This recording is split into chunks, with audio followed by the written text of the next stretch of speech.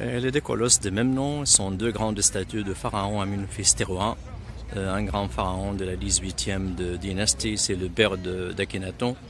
Et chaque statue c'est 17 mètres de hauteur et 200 tonnes, et transporté sur un bateau jusqu'ici. Imaginez-vous comment il y a 3000 ans il transportait une statue sur le Nil, une statue de 100 tonnes dans un bateau, et comment étaient ces bateaux. Et chaque statue représente le pharaon assis sur le siège, mettant les deux mains sur les genoux, près de ses jambes. Il y a des petites statues une pour sa femme et une pour sa maman, qui sont pour la mère de pharaon, qui sont abîmées.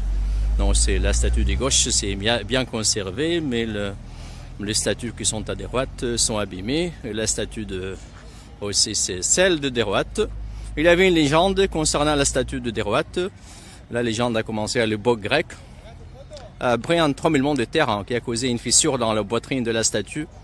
Et quand le vent pénétrait dans la poitrine de la statue, il émettait une série de sifflements. Quand il s'est réchauffé ou s'est refroidissait, les Grecs imaginaient que la statue était habitée par l'esprit de l'héros mythique Agamemnon, qui était mort dans la bataille de Troie, et que les sifflements de la statue sont les cris d'Agamemnon adressés à sa mère pour sécher ses larmes. Mais finalement, l'empereur romain Septime Sévère, il a mis fin à cette légende par la restauration de la poitrine de statues de cette époque-là, de 192. Après Jésus-Christ, les sifflements et les cris sont stoppés. Et il y avait un grand temple derrière le deux colosses d'une superficie de 7000 mètres carrés, avec une grande salle des colonnes, une grande cour ouverte, et un lac sacré, mais malheureusement le site servait comme une carrière pour les rois suivants.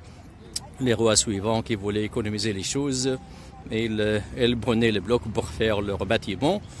Et la dernière grande découverte trouvée à Luxor a été trouvée ici derrière le deux colosses de même nom. Il y a 4 ans, les archéologues allemands ils ont trouvé une cachette de statue de la déesse Sekhmet, la lionne, la déesse de la guerre. Dans cette cachette, on a trouvé plus d'une trentaine de statues de cette déesse, et plus d'une vingtaine sont intactes. Chaque statue représente la déesse Sekhmet, la lionne, presque à 1,70 m. Corps des femmes, une tête de lionne, assise mettant les deux mains sur les genoux. Elles sont des statues en granit noir. C'était la dernière grande découverte trouvée à Luxor. Donc ici, ce sont les deux colosses de même nom, à la rive gauche de Luxor.